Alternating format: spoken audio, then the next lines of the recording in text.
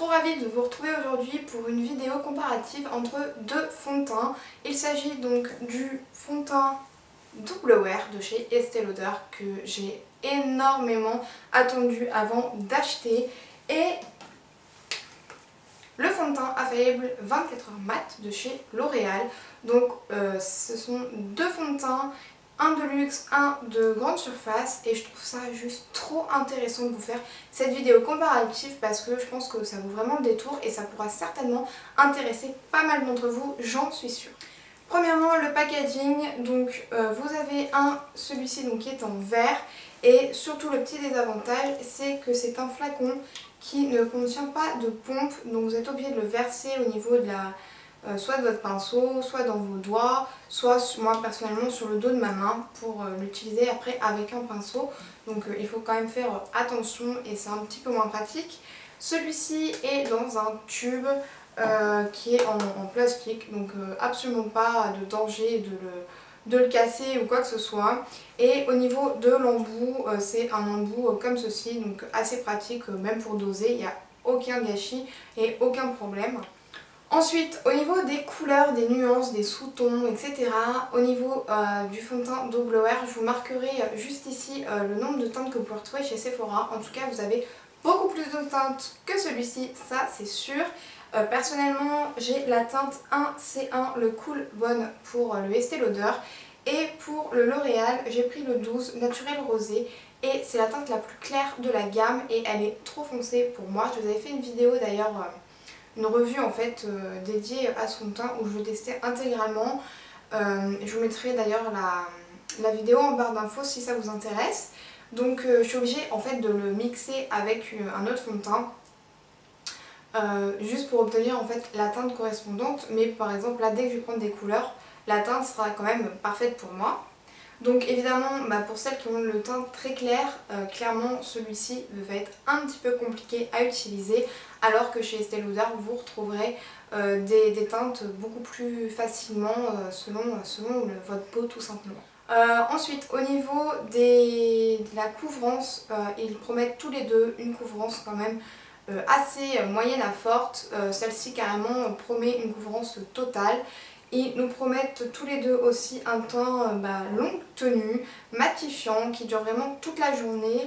Ensuite au niveau de la contenance et du prix, celui-ci fait 30 ml comme tous les fonds de teint, je vous mettrai le prix juste ici.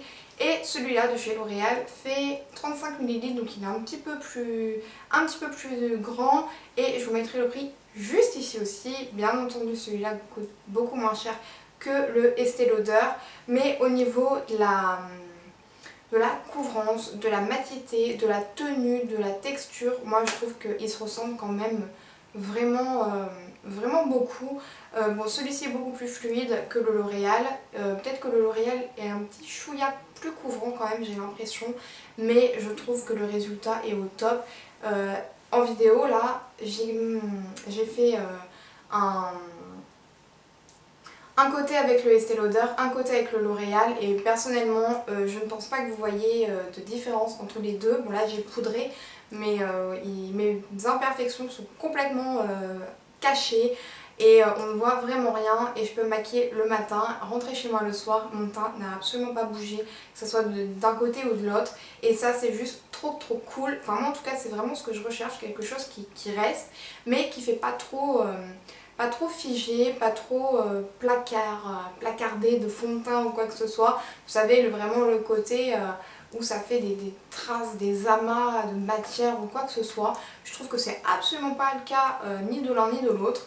Donc j'en suis vraiment ravie. Je vous ai fait une vidéo démo et ça arrive tout de suite. Donc je vais appliquer d'un côté le fond de teint donc Double Wear de chez Estée Lauder et de l'autre côté donc celui-ci, le fond de teint Infaillible 24 heures mat de chez L'Oréal. Donc on va tout de suite commencer. Je vais remettre un petit peu sur le dos de ma main, il n'y a pas de pompe. Comme on peut le voir, il est quand même assez fluide. Donc je vais tout de suite l'appliquer donc sur la zone tout à droite de mon visage.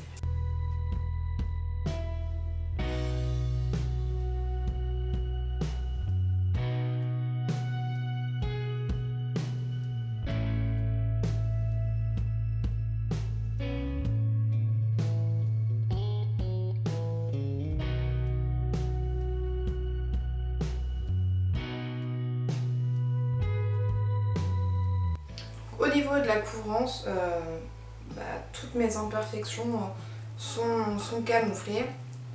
La couleur est vraiment parfaite. Il est extrêmement facile à appliquer, je trouve qu'il fusionne très bien avec la peau et il fait absolument pas un effet trop matière ou quoi que ce soit. Je trouve qu'il est assez convenable. Et donc on va passer tout de suite à l'autre côté du visage. Comme je vous disais, au niveau de la couleur, il est légèrement trop foncé, donc je vais juste rajouter quelques petites gouttes de la CC Crème de chez Bourjois 1, 2, 3 Perfect qui est beaucoup plus clair et ça va vraiment atteindre la même couleur en fait que le double wear. Ce que je peux remarquer tout de suite, c'est qu'il est beaucoup plus compact que le double wear, ça c'est nettement comparable. Par exemple, il ne bouge absolument pas sur la main. Donc c'est parti, je l'applique pareil sur l'autre côté de mon visage.